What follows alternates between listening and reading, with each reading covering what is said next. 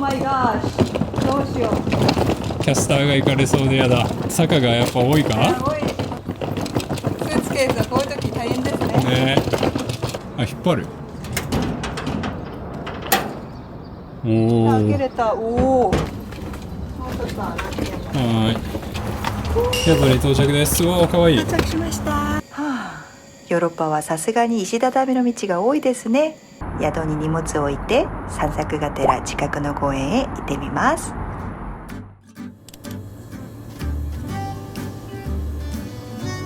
ベレン地区にある熱帯植物園ボタニコトラピカル庭園、ヤシなどの南国の植物がいっぱいです。なんと日曜は午後1時まで入場無料。ちょうどいいタイミングだったので、ここで移動の疲れを癒していきます。リラックスできるね。もう今大西洋回ってきたね、私たち。もうすでに地球半周しちゃったね。お、クルクいるよ。クルクめっちゃ優雅に歩いているけど。今私の目の前を通ってるけど。すごい。攻撃されるぞ。おお、行っちゃった。当たりそう。赤ちゃんもちゃんとお母さん、お父さんについていってるね。隠れてる。かわいい。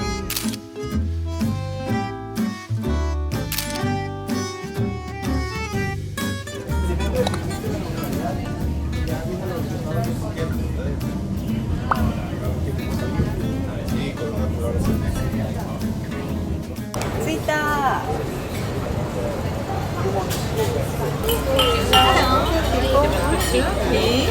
早速タコから行ってみます。お、なんか刺した感じ、噛み応えがある感じです。新鮮。ほんとサラダだけどさ、ちゃんとシーフードと似合うからいいね。一回やる。来たよ。来ました。曇った曇った。エビがね、ゴロッとムール貝かな。暑いかな。熱そう。熱く。いいね。おいしい。この辛いソースがあるので、ちょっとかけてみたいな、自分は。チリオイルっぽいけどね。おー、やっと見つかりました。自分はこれが入れます。普通に美味しいですけどね。じゃあ楽しみます。はい。今日はリスボアカードを利用して一日観光かっつり楽しもう。朝一まずはジェロニモス修道院の方から攻めていこう。リスボンの観光スポットを巡るならリスボアカードがおすすめ。市内の電車やバスが乗り放題になるほか、主要な観光施設もこれ1枚で網羅できます。私たちは24時間券を使って1日たっぷり観光してみます。カードを使わない場合と比べてどれぐらいお得なのかも実験してみますね。お、できたできた。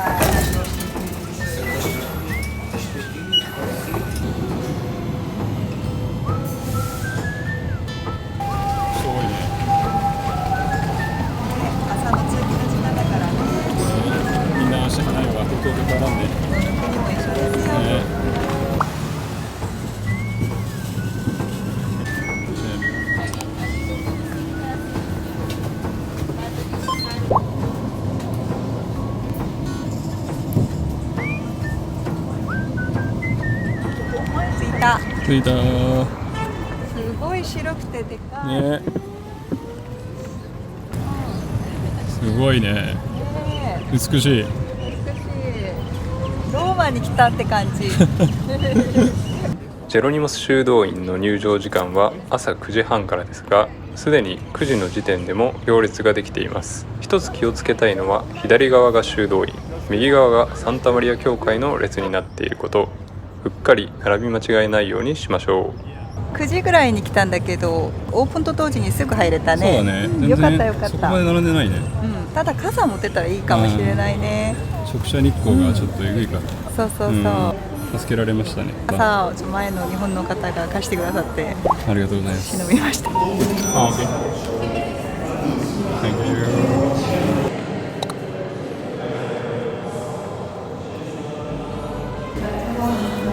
いきなりどう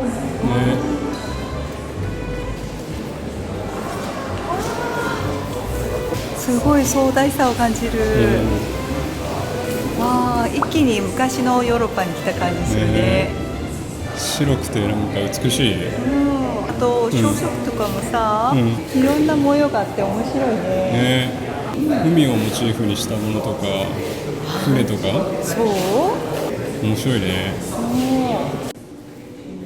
16世紀大航海時代の英雄バスコ・ダ・ガマを称えて建てられたジェロニモス修道院。ポルトガルを代表する美しい修道院で世界遺産にも登録されています。柱やアーチにはロープや貝殻など海を感じるモチーフがたくさん。そんな装飾に目を向けながら歩くと思わぬ発見に出会えてもっと楽しくなります。これ海っぽくない？ね、サンゴの形してるね。確かに装飾がサンゴとか海藻みたいなね。1500年代に作られたっぽいんだけど、一番ポルトガルが勢いがあった時代じゃないかな。大航海時代は。すごいよ。この白の建物と緑の芝生がすごい対比して美しい。これは世界遺産だね。確かに世界遺産らしいね。これはすごいわ。あとさ、柱一個一個全部デザインが違くて、また歩きながら見る楽しみもあるわ。すごい彫刻が細かい。確かに精巧で緻密な感じがするね、これは。ところどころこの自然とか森をモチーフにしてそうで、サグラダ・ファミリアを思い出すね。そうだね。多分ここも王様、マニュエル王様かな、の趣味とかが反映されたんじゃない？なるほどね。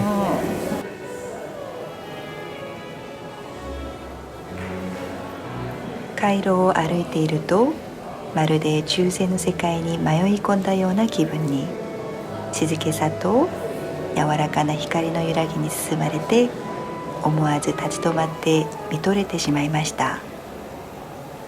本当に修道院のさ、地下室に入る感じだね。秘密の通路みたいな。ねえねえ。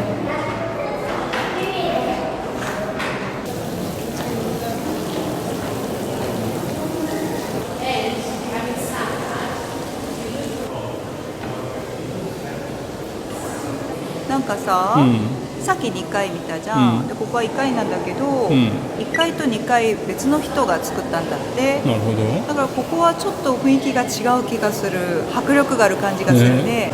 この彫刻は本当に大航海時代を思い出すね。すごい。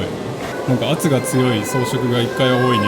そうだね、なんか征服するぞってみたいな感じ、するね。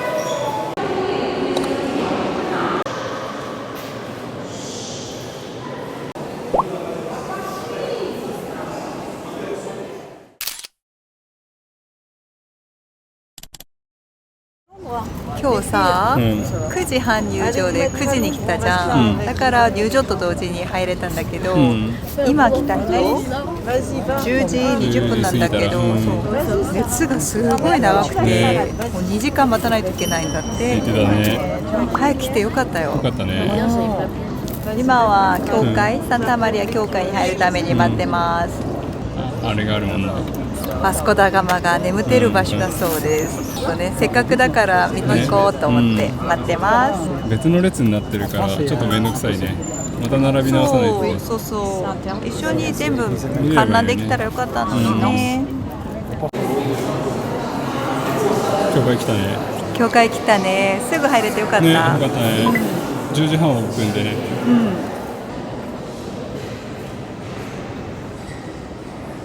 落ち着くね、教会は。落ち着くね。柱とかもさ、ちょっとスペインのサグラダ・ファミリアを連想させるね。バスコ・ダ・ガマの墓だよ。こちらに眠っていらっしゃるのかな。これはみんな知ってるね。世界史の教科書に載ってる、ね、歴史の人物を会えたね、胸の前で手を合わせ天を仰ぐ姿が印象的です。きっと神様への敬意や祈りが込められているんでしょうね。模様とかもさ、あるんだけど、航海自体をイメージしてるかな。あれ船でしょ。確かに。あとなんかサンゴっぽいのもあるし、これね、素敵だね、なんか、ちゃんとイメージして作ってくれたね。バスコダガマのためのね。ねえ、見れてよかったね。見れてよかったね。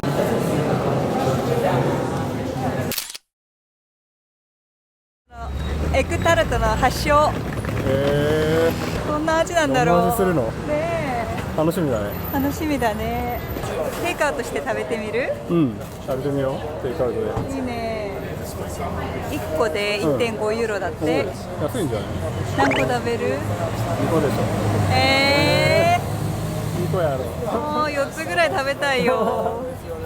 その黄色い黄身がめっちゃ焼けてるよ。美味しそう。結構早く順番来そうだね。私たちが知っているエクタルトは実はジェロニモス修道院から始まったそうです。昔の修道院では卵白を洗濯やワイン作りに使っていて、その度に黄身がたくさん余ってしまったんだとか、もったいないから何かに使おう、そうして生まれたのがこのお菓子です。ここではその修道院のレシピを今も受け継いでいるそう。なんて素敵な歴史なんでしょうね。やってきました。これエグタルトにかけて食べるものをもらったよ、これがシュガーで、これがシナモン、またこれも味変として試してみよう。ポーン、すごい。めっちゃ美味しそう、カリカリしてるのかな、これ。焼きたて？焼きたて。ほんとカリカリしてそうだね。食べてみて。先にいいんですか？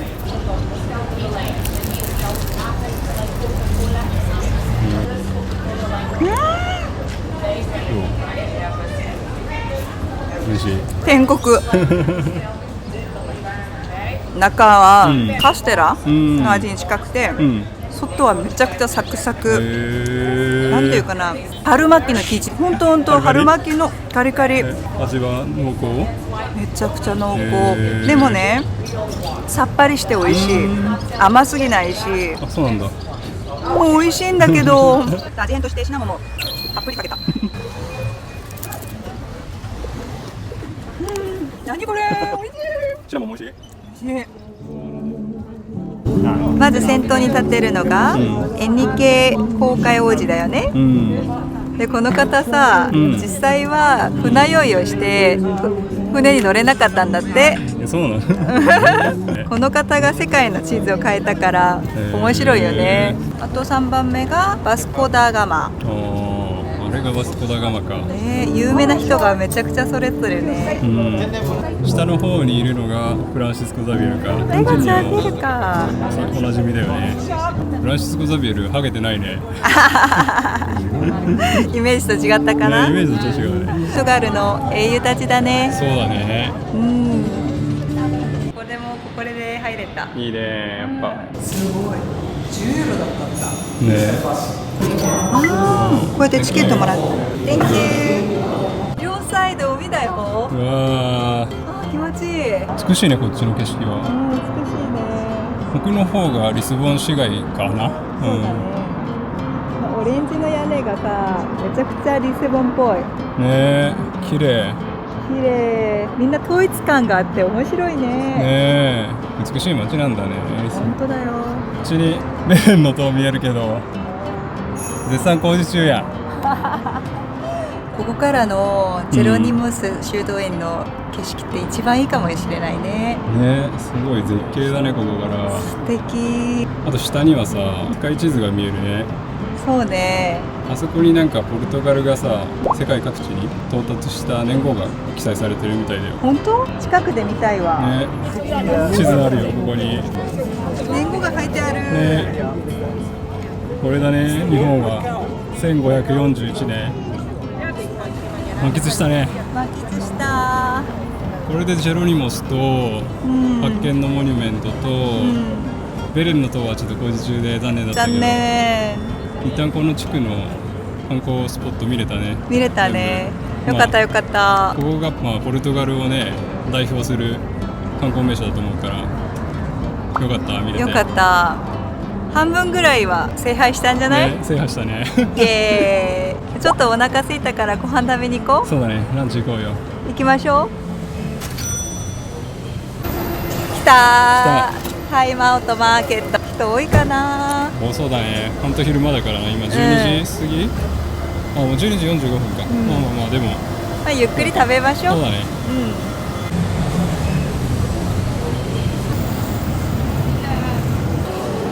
行きましょう。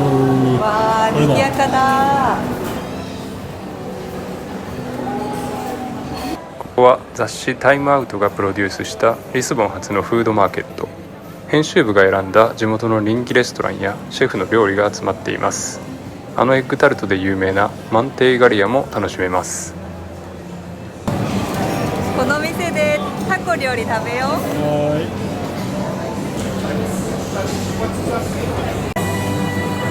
じゃーん、来ましたー。これがポルポっていうタコ料理だって。大きいね。そう、めっちゃでかい。私の手よりでかいタコの大きさ。うわこの太さ見ー。て。でかでか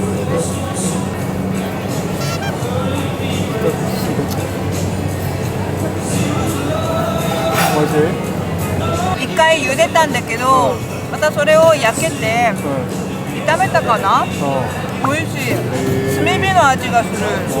トゥデイズスペシャルメニューだったんだけど、中がバカラウだって。タラ？タラ？絶対美味しいね。日本っぽい天ぷらだね。カリッカリ。めっ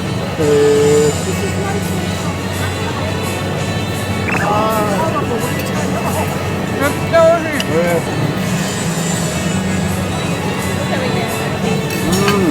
美味しい。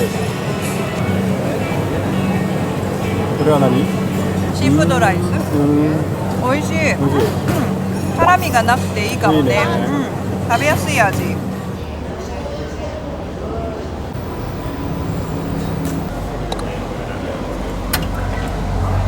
すごいいい香り。ね、なんかシンガポールのさ、ティータブルジのリスボンバージョンっぽいね。ねインテリアもすごい似てる。本当だ、おしゃれ。1ユーロぐらいなんだね。ね、いろんな国の紅茶があるのかな。そうだね。イギリスっぽいのもあれば、日本っぽいものもあるし、面白い。ね、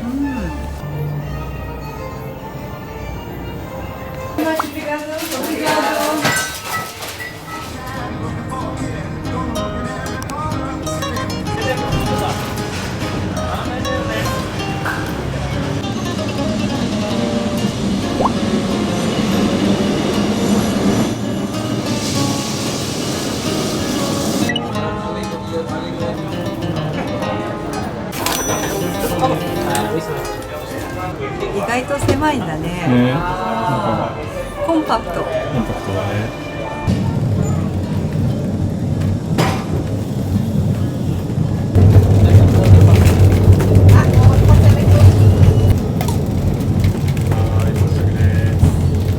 はーい。一瞬でした。3分も乗ってない気がする。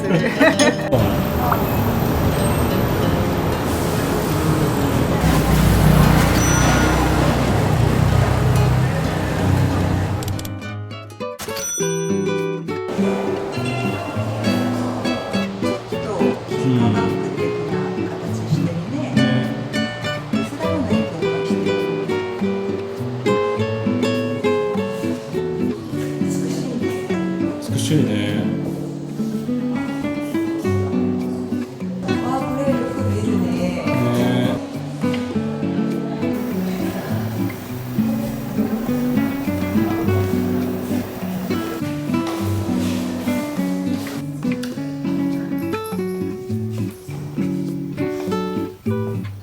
アジュレジョとあの絵がすごい融合してるね。ね、確かに見たことないね教会だねこれ。え。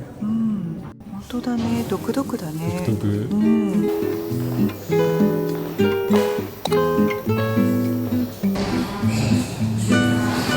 最後のリスボアカードはここで使おう。 OK。リスボアストーリーセンターって言って、多分リスボンの歴史が展示されてるところかな。いいね。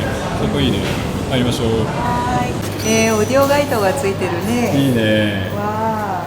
自動で GPS で認識してくれるらしいから番号を押す必要はないんだって。いいですね。楽だね。楽だね。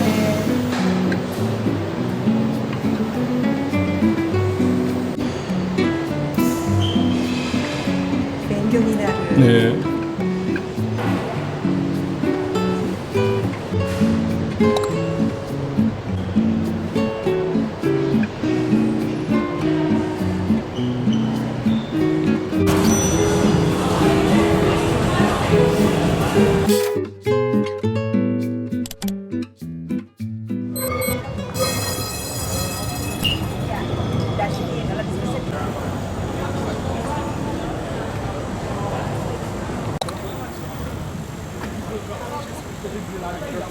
Bifana and one bifana with cheese. Something to drink? That's okay. Ito. There's something under the trees over there.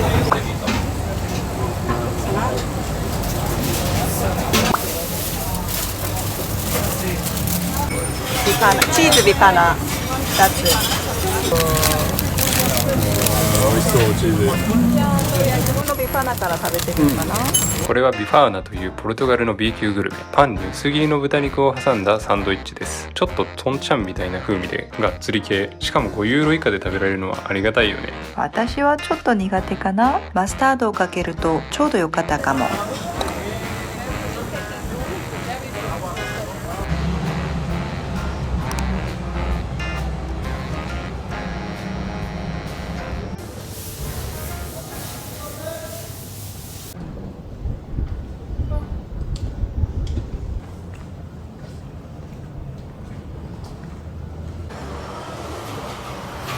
映画館についてるカフェなんだって。穴場だね。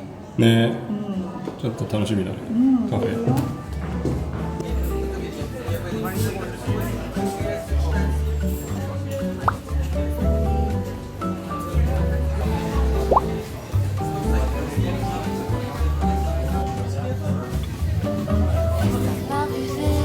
っちにも展望台がある。木のところ。どうやって丘の上にこんなにねを作ったんだろう。これじゃない。これじゃない。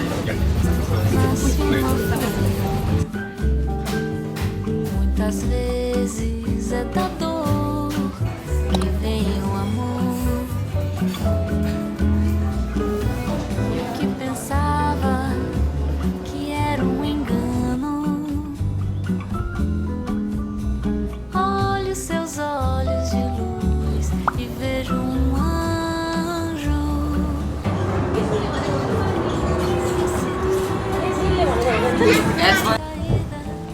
もうすぐで展望台や。もうちょっと頑張ろう。一番高いんだよね、リスボンの中で確か。そうなんだ。素敵な景色が見れるかな。見れそうだね。おー、楽しみ。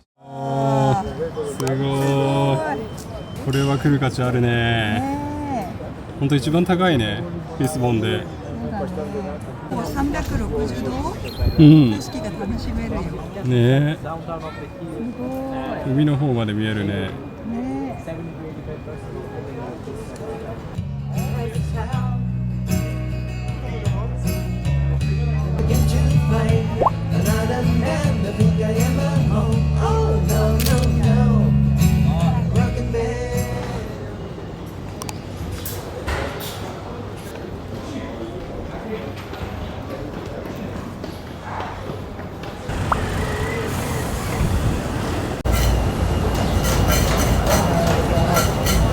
ここがあの有名なイワシのパンのお店かな。すごいサーカスっぽい。ね、お土産にもなりそうだね、これ。ねえ、見てみよう。は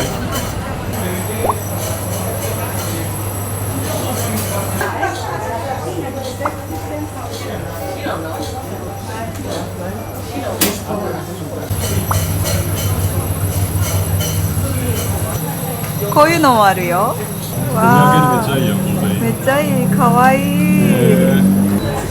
すごい。おありましたね。あったね、生まれ年の自分の生まれ年の缶買って帰りたいね。ね、それお土産にいいよね。あ、それもいいね。ね、 감사합니다. 아리가또 고자이마스. すごい。ありがとう。いろんな種類があるんだ。魚の種類いっぱいあるね。うん、イワシだけじゃないんだね。あこれがツナかな？あ、なるほど。 8.9 ユーロ。これは比較的。おー、いいね。食べてみたい。うん。タコは 15.8 ユーロだね。他より高めだね。うん、やっぱりちょっと高いね。これはラブスターかな。うん。やっぱり高いぞ。え？ 46.4。これはさすが。すごいね、ね、高いね。 7000円か。高いなこれは。高いわ。普段の私たちのね。ね、ご飯代じゃ無理。せっかくだからさ、うんちょっと買って帰ろうよ。そうだね。うん。イワよシ、し、イワシ。よし。サーディナーああ、美味しそうだね。ズ。ねえ、試してみよう。試してみよう。オッケー。うん